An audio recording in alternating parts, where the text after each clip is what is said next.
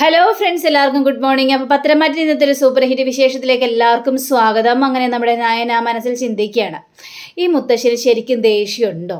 എനിക്കങ്ങനെ തോന്നിയിട്ടില്ല. മുത്തശ്ശൻ അത്രയും മാത്രം എന്നോടും ആദർശേട്ടനോടൊക്കെ വെറുപ്പാണോ? എന്തായാലും മുത്തശ്ശനൊരു കള്ളക്കളി കളിക്കുന്നുണ്ട്. ആ ഒരു കള്ളക്കളി അവസാനിപ്പിക്കണം. മുത്തശ്ശൻ്റെ മനസ്സിലെ യഥാർത്ഥ സ്നേഹം കണ്ടെത്തണം എന്ന് നയന മനസ്സിൽ ഇങ്ങനെ ചിന്തിക്കുക. അങ്ങനെ ചിന്തിച്ച് നയന നേരെ നമ്മുടെ മുത്തശ്ശിയുടെ ഫോണിലേക്ക് വിളിക്കുകയാണ്. മുത്തശ്ശിയുടെ ഫോണിലേക്ക് വിളിച്ചു കഴിഞ്ഞപ്പോഴേക്കും മുത്തശ്ശൻ പറയണത്, നയനമോളെ വിളിക്കുന്നത്, ഫോൺ എടുക്കുക എന്ന് പറഞ്ഞുകൊണ്ട്. അങ്ങനെ മുത്തശ്ശി ഫോൺ എടുത്തിട്ട് ഹലോ നയനമോളെ എന്ന് പറയുകയാണ്. എന്താ മോളെ വിളിച്ചത്? അപ്പോൾ നയന ഒരു പതർച്ച സൗണ്ടോട് കൂടി തന്നെ, ഒന്നുമില്ല മുത്തശ്ശി, ഞാൻ ചുമ്മാ വിളിച്ചതാ. മോളുടെ സൗണ്ട് എന്ത് പറ്റി? മോൾക്ക് വല്ലാത്തൊരു ആവശ്യതയുള്ളതുപോലെയാണല്ലോ തോന്നുന്നത്, അതേപോലെയാണല്ലോ മോള് സംസാരിക്കുന്നത്, മോൾക്ക് എന്താ പറ്റിയത് എന്ന് ചോദിക്കുകയാണ്. ഒന്നുമില്ല മുത്തശ്ശി, എനിക്കൊരു കുഴപ്പമില്ല. ഇല്ല എന്തോ ഉണ്ട് മോൾക്ക്, അതുകൊണ്ടാണ് മോൾ ഇങ്ങനൊരു ഉഷാറില്ലാതെ സംസാരിക്കുന്നത്. എന്താണെങ്കിലും മുത്തശ്ശിയോട് പറ. അത് പിന്നെ മുത്തശ്ശി, അതെ ചെറിയൊരു തലകറക്കം, അത്രയും മാത്രമേ ഉള്ളൂ. തലകറക്കമെന്നോ? എന്നിട്ട് അവിടെ ആരുമില്ലേ? ആദർശിനോട് പറഞ്ഞില്ലേ? ആദർശ് എവിടെ എന്നൊക്കെ ചോദിച്ചപ്പോഴേക്കും ഇല്ല മുത്തശ്ശി, ആദർശേട്ടനോട് പറഞ്ഞില്ല. ആദർശേട്ടന് ഓരോ തിരക്കായിട്ട് നടക്കുകയല്ലേ, ഞാനിങ്ങനെ പറഞ്ഞു കഴിഞ്ഞാൽ ആദർശേട്ടന് ആകെ ടെൻഷനാവും, അതുകൊണ്ട് ഞാൻ പറഞ്ഞില്ല മുത്തശ്ശി എന്ന് പറയണം. ദൈവമേ, അങ്ങനെ എന്ത് തിരക്കെന്നാണ് അവന് പറയുന്നത്? അവനെ പെട്ടെന്ന് വിളിച്ചോ, അല്ലെങ്കിൽ എനിക്ക് അരിശം വരുവേ. മൂർത്തീസ് കമ്പനിയുടെ വിജയമല്ല ഇപ്പം വലുത്, നിങ്ങളും കുഞ്ഞുങ്ങളുമാണ് ഏറ്റവും വലുത് എന്ന് പറഞ്ഞപ്പോഴേക്കും മുത്തശ്ശിയാണ് ഈ പറയുന്നത്. മൂർത്തീസ് കമ്പനി ഓരോ ലെവലിലേക്ക് പോകാൻ വേണ്ടിയല്ലേ ആദർശേട്ടൻ ഈ കഷ്ടപ്പെടാൻ മുഴുവനും പെടുന്നത്? എന്നിട്ട് മുത്തശ്ശി ഇങ്ങനെ പറയാൻ പാടുണ്ടോ? ഞാൻ അങ്ങനെ പറയുള്ളൂ, കമ്പനിയല്ല ഏറ്റവും വലുത്, നമ്മുടെ ജീവിതമാണ് ഏറ്റവും വലുത് എന്ന് പറഞ്ഞുകൊണ്ട് മുത്തശ്ശിയോടെ ഷൗട്ട് ചെയ്യുകയാണ്. അപ്പോഴേക്കും അല്ല, അവിടെ എലിസബത്ത് ഇല്ലേ? അവളവിടെ പോയി കിടക്കുകയാണ്. അയ്യോ, എലിസബത്ത് ആൻറ്റി ഇവിടെ ഉണ്ട്. എന്നിട്ട് എലിസബത്ത് ആൻറ്റി ഉണ്ടായിട്ട് ഒരു കാര്യം പോലും നോക്കില്ലല്ലേ? കൊടുക്കുന്നുണ്ട് ഞാൻ കേട്ടോ. അയ്യോ വേണ്ട മുത്തശ്ശി ഇങ്ങനെയൊന്നും പറയലേ. ഫോൺ വെച്ചേ എന്നും പറഞ്ഞുകൊണ്ട് അവിടെ പെട്ടെന്ന് ഫോൺ വെക്കുകയാണ്. നമ്മുടെ നയനയാണെങ്കിൽ ആകെ ടെൻഷൻ അടിച്ച് വല്ലാത്തൊരവസ്ഥയില്ല. അപ്പോൾ മുത്തശ്ശനോട് കാര്യങ്ങൾ പറയാണ്. നയനമോളെ വിളിച്ച് പറയാണ്, നയനമോൾക്ക് ചെറിയൊരു തലകറക്കമെന്ന്, അവിടെ ആരുമില്ല, ആ പാവം കുട്ടി ഒറ്റക്കാണ്. ദൈവമേ, എന്നിട്ട് ആദർശൻ ജോലിക്ക് പോയിരിക്കുകയാണ്, പെട്ടെന്ന് ആദർശിനെ വിളിച്ചേ എന്നിങ്ങനെ പറയുകയാണ്. അങ്ങനെ പെട്ടെന്ന് തന്നെ നമ്മുടെ മുത്തശ്ശി ആദർശിനെ വിളിക്കുകയാണ്. അപ്പോൾ ആദർശിനെ വിളിച്ച് കോൾ കൊടുത്തു കഴിഞ്ഞപ്പോഴേക്കും നമ്മുടെ ആദർശ് പറഞ്ഞു, എന്താ മുത്തശ്ശി വിളിച്ചതെന്ന് ചോദിച്ചപ്പോഴേക്കും, ആദർശ നീ എവിടെയാണ്? വീട്ടിൽ ഒരു കാര്യം ഉത്തരവാദിത്തോടെ നോക്കാതെ നീ ചുറ്റിക്കറങ്ങി നടക്കുകയാണോ? മുത്തശ്ശി എന്താ മുത്തശ്ശി പറയുന്നത് എന്ന് ചോദിക്കുകയാണ്. അതെ, ഞാൻ പറയുന്നത് എന്താണെന്നോ? നീയേ നയനമോളുടെ കാര്യങ്ങൾ ശ്രദ്ധിക്കാറുണ്ടോ? പെട്ടെന്ന് തന്നെ വീട്ടിലേക്ക് ചെല്ലാനാ പറഞ്ഞത്. അയ്യോ എന്താ മുത്തശ്ശി, നയനയ്ക്ക് എന്താ സംഭവിച്ചത്? അവൾക്ക് തീരെ സുഖമില്ല. മുത്തശ്ശി വിളിച്ചാണല്ലോ പറഞ്ഞത്. അതൊന്നും നീ അറിയേണ്ട കാര്യമില്ല, കാര്യങ്ങളൊക്കെ പറഞ്ഞല്ലോ. അവൾ നേരെ വിളിച്ചത് എന്നെയാണ്. അപ്പം അത്രയ്ക്കും ബുദ്ധിമുട്ടുണ്ടായത് കൊണ്ടിട്ടല്ലേ നയനമോൾ എന്നെ വിളിച്ചത്? എന്നിട്ട് നീ ഒരു ഉത്തരവാദിത്തമില്ലാതെ നടക്കുകയാണോ ആദർശേ? പെട്ടെന്ന് തന്നെ ഓടിച്ചെന്നോ വീട്ടിലേക്ക്, അല്ലെങ്കിൽ എൻ്റെ തന്നെ സ്വഭാവം അറിയേ. ശരി മുത്തശ്ശി, ഞാൻ ചെന്നേക്കാം എന്ന് പറഞ്ഞുകൊണ്ട് നമ്മുടെ ആദർശ് നേരെ വീട്ടിലേക്ക് ചെല്ലുകയാണ്. വീട്ടിലേക്ക് ഓടി ചെന്നിട്ട് നേരെ നയനയോട് ചോദിക്കും, നയനെ എന്തു പറ്റി? നയനെ എന്ത് സംഭവിച്ചത്? എന്ത് സംഭവിക്കാൻ? എനിക്കൊന്നുമില്ല ആദർശേട്ടാ. ഒന്നുമില്ലെന്നോ? മുത്തശ്ശിനെ വിളിച്ചായിരുന്നല്ലോ, എന്നിട്ട് നിനക്ക് തീരെ സുഖമില്ല, എന്നോട് എത്രയും പെട്ടെന്ന് വീട്ടിലെത്താനാണല്ലോ മുത്തശ്ശി പറഞ്ഞത്, എന്നിട്ടെന്താ ഇപ്പം ഇങ്ങനെ പറയുന്നതെന്ന് ചോദിക്കണം. അയ്യോ മുത്തശ്ശി അത് വിളിച്ച് പറഞ്ഞായിരുന്നല്ലേ. അത് പിന്നെ ആദർശേട്ടാ, അതെ ഈ മുത്തശ്ശൻ്റെ സ്നേഹം യഥാർത്ഥ സ്നേഹമാണോ എന്ന് അറിയാൻ വേണ്ടി ഞാനൊരു കളി കളിച്ചതാ, അല്ലാതെ എനിക്കൊരു കുഴപ്പമില്ല ആദർശേട്ടാ. എൻ്റെ പൊന്നു നയനെ, ഇങ്ങനത്തെ ഒരു കളി കളിച്ചാലെന്നും മുത്തശ്ശൻ്റെ മനസ്സിലിരിപ്പം നമുക്ക് മനസ്സിലാക്കാനായിട്ട് പോകുന്നില്ല. മുത്തശ്ശൻ്റെ മനസ്സിൽ മുഴുവനും ദേഷ്യവും വൈരാഗ്യമൊക്കെ ഉണ്ട്. അതൊക്കെ മാറണമെങ്കിൽ മൂർത്തീസ് കമ്പനി ഉയരങ്ങളിലേക്ക് പോകുക തന്നെ ചെയ്യണം, അല്ലാതെ ഇതൊന്നും മാറാനായിട്ട് പോകുന്നില്ല എന്നിവർ സംസാരിച്ചുകൊണ്ടിരിക്കുമ്പോഴാണ് അതേ മുത്തശ്ശിയും ഓടിപ്പാഞ്ഞ് എത്തുന്നത്. അപ്പോൾ മുത്തശ്ശിയും കൂടെ എത്തിക്കഴിഞ്ഞപ്പോഴേക്കും ആദർശേട്ടാ, മുത്തശ്ശിയും വന്നല്ലോ ആദർശേട്ടാ. മോളെ നയനമോളെ എന്തു പറ്റി നയനമോളെ എന്നിങ്ങനെ ചോദിക്കുകയാണ് മുത്തശ്ശി. അയ്യോ എനിക്കിപ്പോൾ കുഴപ്പമൊന്നുമില്ല മുത്തശ്ശി. കുഴപ്പമൊന്നുമില്ലെന്നോ? കുഴപ്പമില്ലായിരുന്നെങ്കിൽ മോൾ എന്നോട് ഫോൺ വിളിച്ച് ഈ കാര്യങ്ങളെല്ലാം പറയുമായിരുന്നോ? ഒരിക്കലും പറയില്ലായിരുന്നെന്ന് എനിക്ക് നന്നായിട്ട് തന്നെ അറിയാം. മോൾക്ക് അത്രയ്ക്കും അവശതയുണ്ടായത് കൊണ്ട് മാത്രമാണ് മോൾ എന്നെ വിളിച്ചത്. എടാ ആദർശേ, നീ എവിടെ പോയി കിടക്കുകയായിരുന്നടാ എന്ന് ചോദിക്കണം. അയ്യോ മുത്തശ്ശി, അവൾക്ക് കുഴപ്പമൊന്നുമില്ല മുത്തശ്ശി. കുഴപ്പമില്ലെന്ന് നീയാണോ പറയേണ്ടത്? പെട്ടെന്ന് തന്നെ ഹോസ്പിറ്റലിലേക്ക് പോകണം, വാ വാ വാ വാ ഞാൻ ഹോസ്പിറ്റലിലേക്ക് കൊണ്ടുപോകാമെന്ന് പറഞ്ഞപ്പോഴേ കയ്യോ മുത്തശ്ശി വേണ്ട മുത്തശ്ശി, എനിക്ക് ഹോസ്പിറ്റലൊന്നും പോകണ്ട, ഞാൻ വരില്ല ഹോസ്പിറ്റലിലേക്കൊന്നും, എനിക്ക് കുഴപ്പമില്ലെന്ന് പറഞ്ഞില്ലേ. ഷോ ഈ കുട്ടിയുടെ ഒരു കാര്യം ടെൻഷൻ അടിച്ചിട്ടാണ് മനുഷ്യൻ ഇവിടം വരെ ഓടിയെത്തിയത്. എവിടെ അവളെവിടെ, എലിസബത്ത് എവിടെ എന്ന് ചോദിക്കുമ്പോൾ എലിസബത്ത് ആൻറ്റിയെ വഴക്കൊന്നും പറയണ്ട, എലിസബത്ത് ആൻറ്റി മാർക്കറ്റിലേക്ക് പോയിരിക്കുക, എലിസബത്ത് ആൻറ്റി കാര്യങ്ങളൊന്നും അറിയില്ലായിരുന്നു. മുത്തശ്ശി ഞാൻ പറയുന്നത് കേക്ക്, എനിക്കിപ്പോൾ ആവശ്യതയൊന്നുമില്ല മുത്തശ്ശി. ശരി, ദേ കാര്യങ്ങളൊക്കെ നന്നായിട്ട് ശ്രദ്ധിക്കണം ആദർശേ.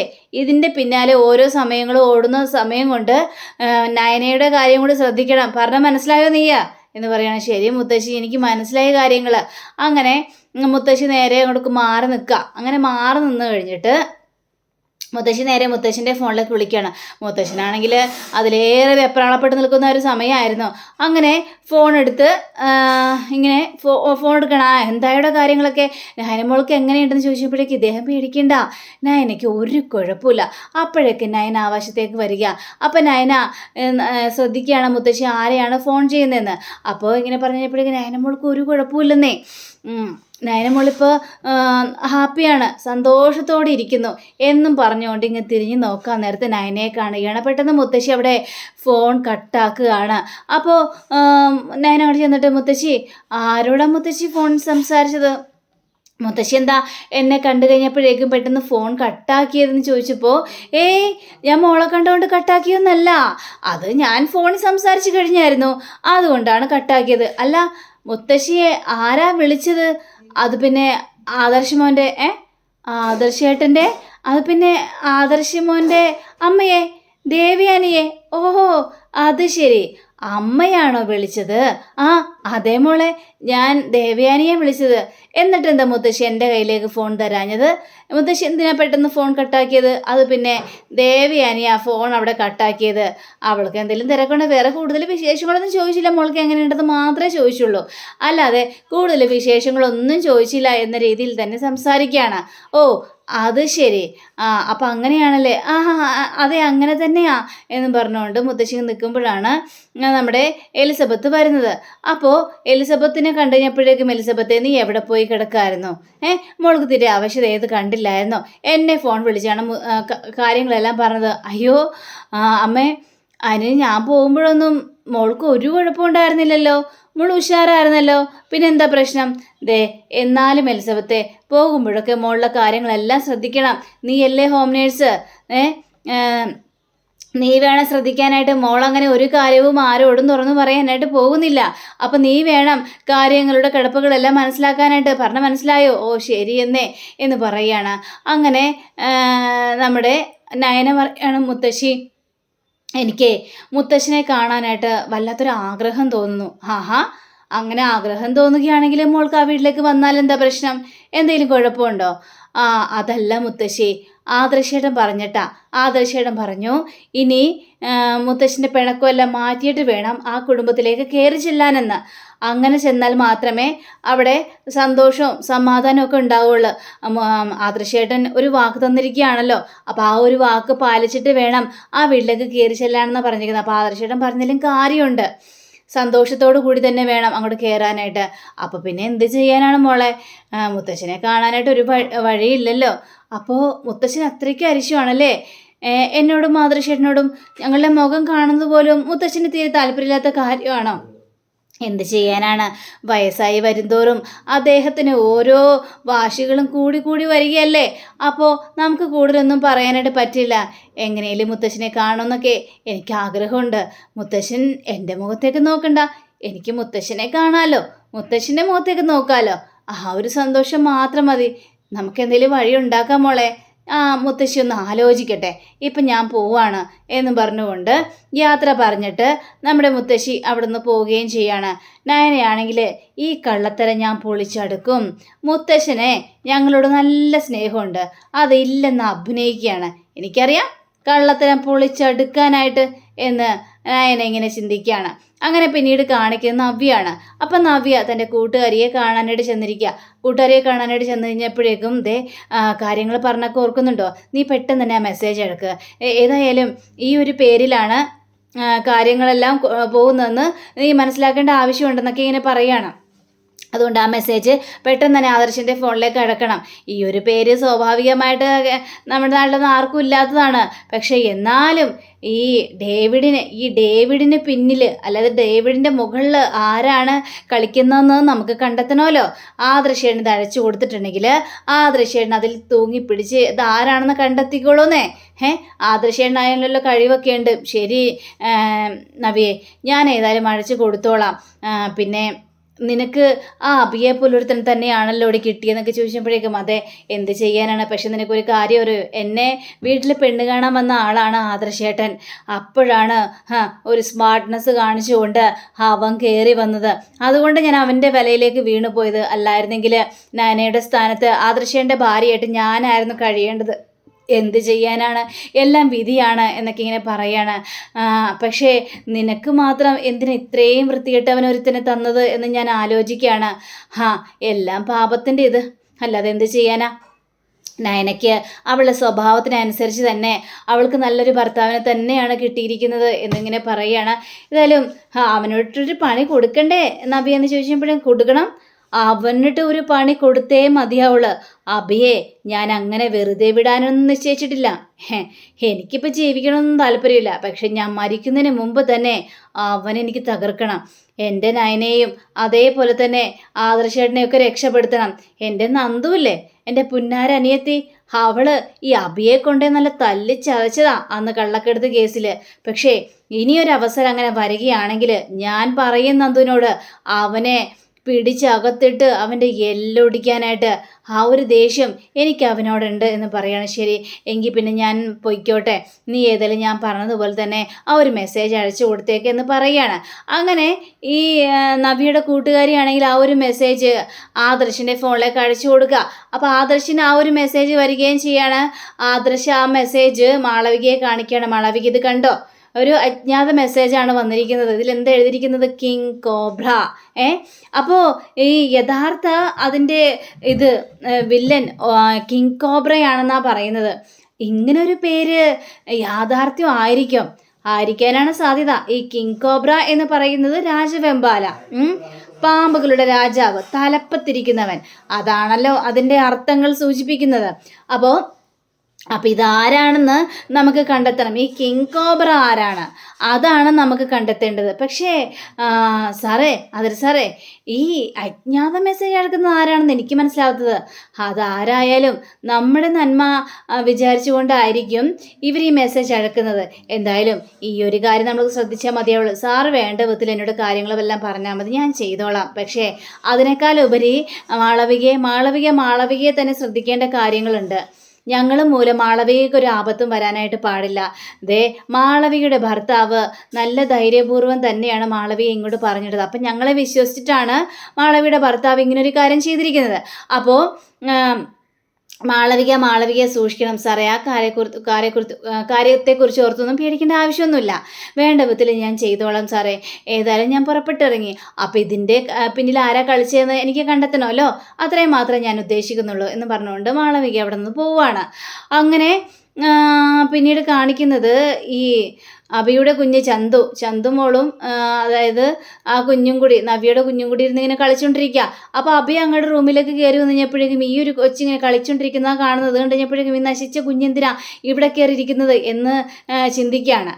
അങ്ങനെ ചിന്തിച്ചു കഴിഞ്ഞപ്പോഴേക്കും മോളെ അതെ, അമ്മായി ഇങ്ങോട്ട് വന്നു കഴിഞ്ഞാൽ പണി പാളും, അതുകൊണ്ട് മോള് പോകാൻ നോക്ക്, അല്ലെങ്കിൽ അമ്മായി വഴക്ക് പറയും. അങ്ങനെ കുഞ്ഞിനെ പതുക്കെ പുറത്തേക്ക് വിടുമ്പോഴാണ് നവ്യ കയറി വരുന്നത്. അപ്പം നവ്യയോട് ചോദിക്കുകയാണ്, നീ എന്താ കുഞ്ഞിനോട് ദേഷ്യപ്പെടാതിരുന്നത്? ഞാനെന്തിനാ ദേഷ്യപ്പെടുന്നത്? അല്ല, പൊതുവെ ആ കുഞ്ഞിങ്ങനെ കയറി വന്നു കഴിഞ്ഞിട്ടുണ്ടെങ്കിൽ ആ കുഞ്ഞിൻ്റെ ചെവിക്ക് പിടിച്ചിട്ട് നീ പുറത്താക്കുന്നതാണല്ലോ. അല്ല, നീ എന്താ ദേഷ്യപ്പെടാതിരുന്നത്? അയ്യോ, അത് പിന്നെ നവ്യ, ഞാനൊരാണല്ലേ, എനിക്ക് പറയുന്നതിലൊക്കെ ഒരു പരിമിതിയില്ലേ, അതുകൊണ്ട് എനിക്ക് അങ്ങനെ ചെയ്യാനൊന്നും പറ്റില്ല. ഞാനങ്ങനെ കുഞ്ഞുങ്ങളെയൊന്നും ദ്രോഹിച്ചിട്ടില്ല എൻ്റെ നവ്യെ എന്ന് പറയുകയാണ്. ഇതൊക്കെ കേട്ട് കഴിഞ്ഞപ്പോഴേക്കും നവ്യക്ക് കലി സഹിക്കാനും പറ്റുന്നില്ല. പിന്നെ എന്ത് കള്ളത്തിനാണ് പറയുന്നത് എന്നൊക്കെ ചിന്തിച്ചാണ് നമ്മുടെ നവ്യ നിൽക്കുന്നത്. അപ്പോൾ നീ എന്തുകൊണ്ടാ കുഞ്ഞിന് നല്ല അടി കൊടുത്ത് പറഞ്ഞയക്കായിരുന്നില്ലേ? അങ്ങനെ പറഞ്ഞയച്ചാൽ മാത്രമേ പിന്നെ ഈ വീട്ടിലേക്ക് കയറാതിരിക്കുള്ളൂ. അങ്ങനെ വേണം നീ ചെയ്യാനായിട്ട്. നല്ല അടി കൊടുത്ത് തന്നെ പറഞ്ഞയക്കേണ്ടതാണ്. അതാ ഞാൻ ചോദിച്ചത്. പിന്നെ എന്തുകൊണ്ട് അങ്ങനെ ചെയ്യാതിരുന്നത്? അങ്ങനെ ചെയ്യാതിരുന്നതിൻ്റെ കാരണേ പല കാരണങ്ങളും ഉണ്ട്. അതിനൊക്കെ ഉണ്ട്. പിന്നെ നമ്മളുടെ മോൻ്റെ ഒപ്പം കൂടുതൽ നേരം അവൾ കളിച്ചു കഴിഞ്ഞിട്ടുണ്ടെങ്കിൽ പിന്നെ നമ്മുടെ മോന് അവളെ പിരിയാൻ പറ്റാത്തൊരവസ്ഥയാവും. പിന്നെ മോൻ അവളുടെ അടുത്ത് പോകണമെന്ന് പറഞ്ഞുകൊണ്ട് വാശി പിടിക്കും. അതൊക്കെ മുൻകൂട്ടി ഞാൻ അറിഞ്ഞുകൊണ്ടാണല്ലോ നവ്യയെ ഞാൻ നവ്യയോട് ഇങ്ങനെയൊക്കെ പറയാനുള്ള കാരണം എന്നൊക്കെ പറഞ്ഞപ്പോഴേക്കും ഏതായാലും അവൾ പോയല്ലോ, ഇനി വരട്ടെ, വരുമ്പോൾ എന്താ വേണ്ടതെന്ന് ഞാൻ ആലോചിക്കാം. അപ്പോഴേക്കും നവ്യ ഇങ്ങനെ മനസ്സിൽ ചിന്തിക്കണം, അതേടാ നിന്നെയാടാ അടിച്ച് പുറത്താക്കേണ്ടത്, അതിന് സമയം വന്നു കഴിഞ്ഞടാ. നിന്നെ ഞാൻ അടിച്ച് പുറത്താക്കിയില്ലെങ്കിലേ എനിക്കൊരു മനസ്സമാധാനം ഉണ്ടാവില്ലടാ എന്ന് വരെയും നമ്മുടെ നവ്യ ഇങ്ങനെ ചിന്തിക്കുക. പിന്നീട് കാണിക്കുന്നത് അനിയാണ്. അപ്പോൾ അനിയാണെങ്കിൽ ലാപ്ടോപ്പ് നോക്കിക്കൊണ്ടിരിക്കുകയാണ്. അപ്പോൾ ലാപ്ടോപ്പ് നോക്കിക്കൊണ്ടിരിക്കുമ്പോൾ അനിയുടെ അടുത്തേക്ക് നേരെ ഈ നമ്മുടെ ഇത് വരികയാണ് അവന്തിക.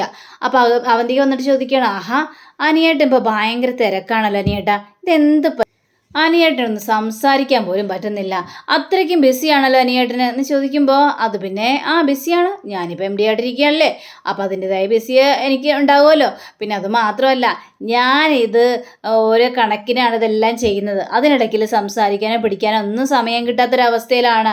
എന്നാലും അനിയേട്ടാ ഇങ്ങനെ കിടന്ന് മരിച്ചു പണിയെടുക്കേണ്ട ആവശ്യമൊന്നുമില്ല, ഞാനിപ്പോൾ തന്നെ തോൽവിയുടെ അപ്പുറം നിൽക്കുകയാണ്, എന്നെക്കൊണ്ട് ഇതൊന്നും പറ്റിയൊന്നുമില്ല, ആദർശേട്ടന് മാത്രമേ ഇതൊക്കെ പറ്റുള്ളൂ, കഴിവുള്ളവരെ കൊണ്ടുവന്ന് ഈ സീറ്റിൽ ഇരുത്തണം. അപ്പം എന്താ അനിയേട്ടന് കഴിവില്ലെന്നാണോ പറഞ്ഞു വരുന്നത്? അങ്ങനെയല്ല, കഴിവില്ലാത്തത് കഴിവില്ലെന്ന് തന്നെ പറയണമല്ലോ. പിന്നെ എനിക്ക് ഈ ബിസിനസ്സിലും അതിലൊന്നും താല്പര്യമില്ലാത്ത ഒരാൾ തന്നെയാണ് എൻ്റെ അനിയേട്ടൻ അതൊക്കെ കഴിയും, ഞാൻ MBA കഴിഞ്ഞാണ്, അതുകൊണ്ട് എന്നെ ഒന്ന് ഇവിടെ ഇരുത്തി നോക്ക്, അപ്പോൾ അനിയേട്ടന് കൂടുതൽ ഉയരങ്ങളിലേക്ക് പോകാൻ പറ്റും. പിന്നെ ആദർശേട്ടന് MBA കഴിഞ്ഞല്ലേ, പക്ഷേ ആദർശേട്ടന് ബിസിനസ്സിനോട് താല്പര്യമുണ്ടായിരുന്നു, ബിസിനസ്സിനെ കുറിച്ച് കുറേ പഠിച്ചിട്ടുണ്ട്, ചുമ്മാ MBA കഴിഞ്ഞതുകൊണ്ട് മാത്രം ബിസിനസ്സിൽ വിജയിക്കുമെന്ന് തോന്നുന്നുണ്ടോ?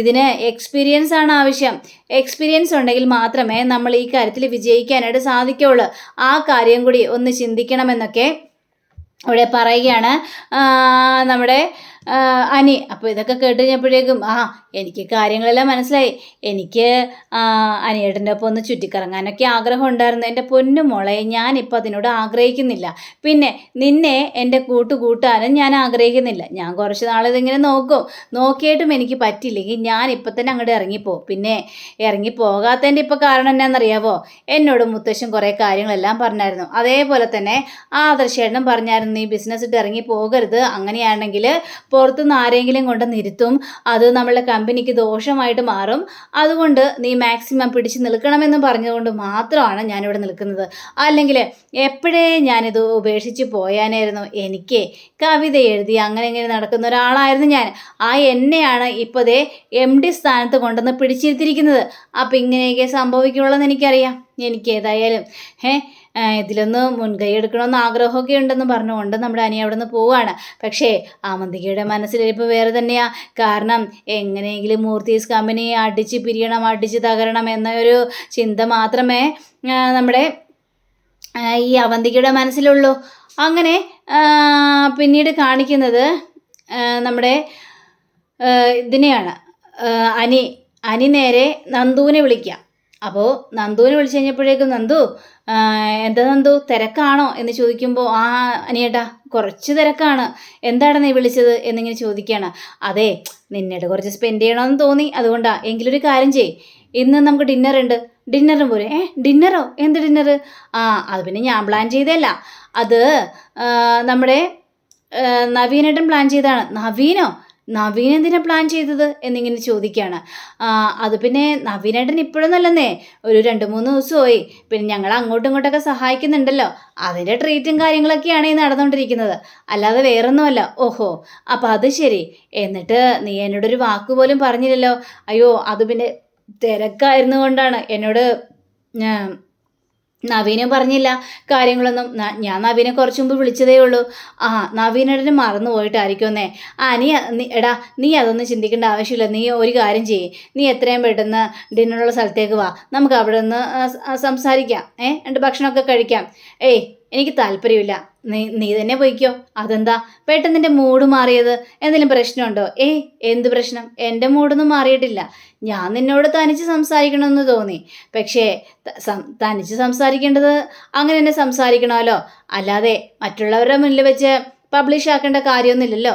അതുകൊണ്ട് ഞാൻ ഏതായാലും വരുന്നില്ല, നിങ്ങൾ ഏതായാലും പൊയ്ക്കോ എന്നും പറഞ്ഞുകൊണ്ട് ഫോൺ കട്ടാക്കുക. പക്ഷെ ആ ഒരു കട്ടാക്കല് നമ്മുടെ നന്ദുവിന് വല്ലാത്തൊരു സങ്കടം തോന്നി. പിന്നീട് നവീനെ കാണിക്കുകയാണ്. അപ്പോൾ നവീനാണെങ്കിൽ അനാമികയോടും തന്തയോടൊക്കെ സംസാരിച്ചുകൊണ്ടിരിക്കുക. അപ്പോൾ എങ്ങനെയെങ്കിലും ഞങ്ങൾക്ക് പൈസ കിട്ടണം, ഞങ്ങൾ എല്ലാവർക്കും കൂടി ജീവിക്കാനുള്ളൊരു തുക കിട്ടിയാൽ മാത്രം മതി എന്നൊക്കെ പറഞ്ഞു കഴിഞ്ഞപ്പോഴേക്കും അങ്ങനെ കിട്ടാൻ ചാൻസ് കുറവാണ്. കാരണം ഈ ഡിവോഴ്സ് കിട്ടിക്കഴിഞ്ഞിട്ടുണ്ടെങ്കിൽ പിന്നെ ഒരു രക്ഷയില്ല. എന്നാൽ പിന്നെ നവീൻ വക്കീലെ എന്താ ചെയ്യേണ്ടത് എന്ന് ചോദിച്ചു കഴിഞ്ഞപ്പോഴേക്കും നിങ്ങളൊരു കാര്യം ചെയ്യേ, എനിക്കവിടെ വാദിക്കാൻ ഇതൊന്നും പറ്റിയൊന്നുമില്ല. ഇനി ഭാര്യയും ഭർത്താവിനെയും വിളിക്കും ജഡ്ജി. അപ്പോൾ ആ ജഡ്ജിയുടെ മുന്നിൽ നിങ്ങൾ പറയണം, എനിക്ക് ഡിവോഴ്സിന് താല്പര്യമില്ല, എനിക്ക് അനിയോടൊപ്പം ഒന്നിച്ച് ജീവിക്കാനാണ് താല്പര്യം അങ്ങോട്ട് പറയുക. അപ്പോൾ ഈ കേസ് അങ്ങോട്ട് മുന്നോട്ട് പോകും. വനിതാ ജഡ്ജി ആയതുകൊണ്ട് കേസ് മുന്നോട്ട് പോവുക തന്നെ ചെയ്യും. അങ്ങനെ ഒരു കാര്യം ചെയ്താൽ മതി. ഇത് കേട്ട് കഴിഞ്ഞപ്പോഴേക്കും മോളെ, അങ്ങനെയാണെങ്കിൽ നമുക്ക് ഡിവോഴ്സ് വേണ്ടെന്ന് പറഞ്ഞാലോ, ഡിവോഴ്സ് നീട്ടി വെക്കാനായിട്ട് പറഞ്ഞാലോ എന്ന് ചോദിച്ചപ്പോഴേക്കും ശരി അച്ഛാ, എന്നാൽ പിന്നെ അങ്ങനെ തന്നെ ആയിക്കോട്ടെ എന്ന് പറയാം. ശരി എങ്കിൽ പിന്നെ ഞാൻ പോയിക്കോട്ടെ എന്നും പറഞ്ഞുകൊണ്ട് നമ്മുടെ നവീൻ വണ്ടി കയറി അങ്ങോട്ട് പോവുകയും ചെയ്യാണ്. കാരണം നവീൻ്റെ മനസ്സിലുണ്ട് ഇവൻ ഇനിയിപ്പോൾ ഡിവോഴ്സ് ആയി കഴിഞ്ഞിട്ടുണ്ടെങ്കിൽ നന്ദുവിൻ്റെ പിന്നാലെ വീണ്ടും നടക്കുമോ എന്നുള്ളൊരു പേടി നവീൻ്റെ മനസ്സിലുണ്ട്. എങ്ങനെയെങ്കിലും നവീൻ നന്ദുവിനെ സ്വന്തമാക്കാൻ വേണ്ടി നടക്കുകയാണല്ലോ. അപ്പം നവീൻ ഇങ്ങനെ ചിന്തിക്കുകയാണ്, എടാ നിന്നോട് ഞാനൊരു ഉപകാരം ചോദിച്ചിട്ട് നിനക്ക് ചെയ്തു തരാൻ കഴിഞ്ഞില്ല, അത്രയ്ക്കുള്ള ആത്മാർത്ഥത. അപ്പോൾ ഞാനും നിന്നോട് ഇങ്ങനെ തന്നെ ചെയ്യുള്ളൂ, നിനക്ക് അത്ര പെട്ടെന്ന് ഞാൻ ഡിവോഴ്സ് ഒന്നും മേടിച്ച് തരില്ലടാ എന്നാണ് നവീൻ ഇങ്ങനെ ചിന്തിക്കുന്നത്. പിന്നീട് കാണിക്കുന്നത് നമ്മുടെ മുത്തശ്ശി ഓടി ചെല്ലുക മുത്തശ്ശിൻ്റെ അടുത്ത്. അതെ, ഞാനൊരു കാര്യം പറഞ്ഞിട്ടുണ്ട് നയനമോളോട്, ഇന്ന് ഇദ്ദേഹം അമ്പലത്തിൽ വരുമെന്ന്. ഏതായാലും പരസ്പരം നിങ്ങൾക്ക് രണ്ടുപേർക്കും ഒന്നിച്ച് കാണാലോ. ആണോ? അങ്ങനെ പറഞ്ഞോ? അങ്ങനെ പറഞ്ഞിട്ട് എന്താ പറഞ്ഞത്? ഞാൻ പറഞ്ഞിട്ടാണെന്ന് പറഞ്ഞോ? അങ്ങനെ പറയോ? ഞാൻ അത്രയ്ക്ക് മന്ദബുദ്ധിയാണോ? ഞാനേ നയനമോളോട് വേണ്ട വിധത്തിലെല്ലാം കാര്യങ്ങളെല്ലാം പറഞ്ഞിട്ടുണ്ട്. നയനമോള് വരും, നിങ്ങൾക്ക് രണ്ടുപേർക്ക് പരസ്പരം കാണാം. ഒരുപാട് സന്തോഷമായി. ഏതായാലും മോളെ കാണാനായിട്ട് എനിക്ക് കൊതിച്ച് നിൽക്കുകയായിരുന്നു. രണ്ടുപേർക്കും പരസ്പരം അങ്ങോട്ടും ഇങ്ങോട്ടും കാണണമെന്ന് വല്ലാത്ത മോഹമാണ്. പക്ഷേ ഇദ്ദേഹത്തിൻ്റെ പിടിവാശി, അതുകൊണ്ട് മാത്രമല്ലേ നയനമോളെ കാണാൻ പറ്റുന്നൊരവസ്ഥയായത്. അതിനുള്ള കാരണങ്ങളും തന്നോട് ഞാൻ പറഞ്ഞല്ലോ എന്നൊക്കെ പറയാം. അങ്ങനെ നമ്മുടെ നയനയാണെങ്കിൽ നേരത്തെ തന്നെ അമ്പലത്തിലെത്തി വഴിപാടുകളെല്ലാം കഴിപ്പിക്കുകയാണ്. അതിനുശേഷം ഭഗവാനോട് പറയുകയാണ്, മുത്തശ്ശൻ്റെ മനസ്സിൽ സ്നേഹമുണ്ടെന്ന് എനിക്കറിയാം, പക്ഷേ ഞാനത് തെളിയിക്കാൻ പോവുകയാണ്. മുത്തശ്ശന് ഞങ്ങളോട് ദേഷ്യമില്ലെന്ന് ഞാൻ തെളിയിക്കും ഭഗവാനെ, അതിനങ്ങ് കൂടി തന്നെ നിൽക്കണം, എൻ്റെ കൺമുന്നിൽ കാണിച്ചു തരണം എന്ന് നയന ഇങ്ങനെ പറയാം. അപ്പോൾ കുറച്ച് കഴിഞ്ഞപ്പോഴേക്കും മുത്തശ്ശനും വരികയാണ്. മുത്തശ്ശനും വന്നിട്ട് ഒരു പരിചയക്കാരോടൊക്കെ സംസാരിക്കുക. അതിനുശേഷം അമ്പലത്തിലേക്ക് ചെന്ന് അങ്ങനെ നിന്ന് കഴിഞ്ഞപ്പോഴേക്കും തിരുമേനി ഒന്ന് പറയണം, ആഹാ സാറ് വന്നോ? ദേ സാറിൻ്റെ മൂത്ത കൊച്ചുമോള് വന്നിട്ടുണ്ട്. ആണോ? നയന വന്നിട്ടുണ്ടോ? വന്നിട്ടുണ്ട്. അവിടെ എവിടെയോ കാണും. ഇവിടെ നിന്ന് കുറേ നേരം പ്രാർത്ഥിക്കുകയായിരുന്നു. പിന്നെ എന്തൊക്കെയുണ്ട് മൂർത്തി സാർ വിശേഷങ്ങൾ എന്നൊക്കെ ചോദിച്ചപ്പോഴേക്കും വിശേഷങ്ങളൊന്നും കുഴപ്പമില്ലടോ എന്നൊക്കെ ഇങ്ങനെ പറയുകയാണ്. അങ്ങനെയും പറഞ്ഞുകൊണ്ട് തിരിഞ്ഞു നോക്കുമ്പോൾ നയന നിൽക്കുന്നു. നയന രണ്ടുപേരും അങ്ങോട്ടും ഇങ്ങോട്ടും പരസ്പരം നോക്കുകയാണ്. രണ്ടുപേർക്കും ആകെ മനസ്സ് പതിരൊരവസ്ഥയിലാകുക. അങ്ങനെ ഇവർ രണ്ടുപേരും ഒന്നും അറിയാത്ത രീതിയിൽ നയനിങ്ങൾ നീങ്ങുമ്പോഴേക്കും നയനയുടെ കാലും മടങ്ങി പെട്ടെന്ന് തല ചുറ്റി നിലത്തേക്ക് വീഴുകയാണ്. ഇത് കണ്ട മുത്തശ്ശനാകെ ടെൻഷനായി. മുത്തശ്ശൻ അവിടെ നിന്ന് നയനമോളെ എന്ന് പറഞ്ഞുകൊണ്ട് വിളിക്കുകയാണ്. പക്ഷേ നയന അപ്പോഴേക്കും ബോധം കിട്ടു. അങ്ങനെ ബോധം ഉണരുമ്പോൾ നയന കിടക്കുന്നത് ഹോസ്പിറ്റലാണ്. തൊട്ടരികത്ത് നമ്മുടെ മുത്തശ്ശനും ഉണ്ട്. അപ്പോൾ നയന കണ്ണൂർന്ന് ചോദിക്കുകയാണ്, ഞാൻ എവിടെയാണ്, എനിക്ക് എന്ത് പറ്റി എന്ന് ചോദിച്ചപ്പോഴേക്കും ഹോസ്പിറ്റലാണ്, പെട്ടെന്നൊരു തലകറക്കം സംഭവിച്ചതാണ്. മുത്തശ്ശനാണോ എന്നെ ഹോസ്പിറ്റലിൽ കൊണ്ടുവന്നത്, അല്ലാതെ നടന്നു വരാനൊന്നും പറ്റില്ലല്ലോ, ഞാൻ തന്നെയാണ് ഹോസ്പിറ്റലിൽ കൊണ്ടുവന്നത്. അപ്പോൾ മുത്തശ്ശന് ഞങ്ങളോട് വാശിയും വൈരാഗ്യമൊന്നും ഇല്ലല്ലേ? അതിനെനിക്ക് ആരോടും വൈരാഗ്യമൊന്നുമില്ല. പിന്നെ നിങ്ങളുടെ വയറ്റിലൊരു കുഞ്ഞുള്ളത് കൊണ്ടത് എനിക്കറിയാലോ. നിങ്ങൾക്ക് രണ്ടുപേർക്കും ഒരു ആപത്തും വന്നോന്നൊന്നും ഞാൻ ആഗ്രഹിച്ചിട്ടൊന്നുമില്ല. അത്രയ്ക്ക് മനസാക്ഷി ഇല്ലാത്ത ഒരാളല്ല ഈ അനന്തമൂർത്തി. പിന്നെ ബിസിനസ്സിൻ്റെ കാര്യത്തിൽ മറ്റു കാര്യത്തിലൊക്കെ ചില വാശിയും വൈരാഗ്യമൊക്കെ ഉണ്ട്.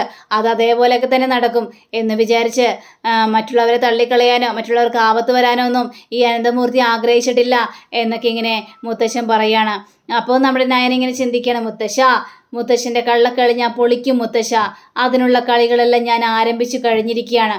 ഏതായാലും ഞാൻ കളി തുടങ്ങിക്കഴിഞ്ഞു. മുത്തശ്ശന് ശരിക്കും ഞങ്ങളുടെ സ്നേഹമുണ്ടെന്ന് അറിയാം മുത്തശ്ശ എന്നിങ്ങനെ പറയുക. അപ്പം അങ്ങനെയും കാണിച്ചുകൊണ്ടാണ് നമ്മുടെ ഇന്നത്തെ റിവ്യൂ ഇവിടെ അവസാനിച്ചിരിക്കുന്നത്.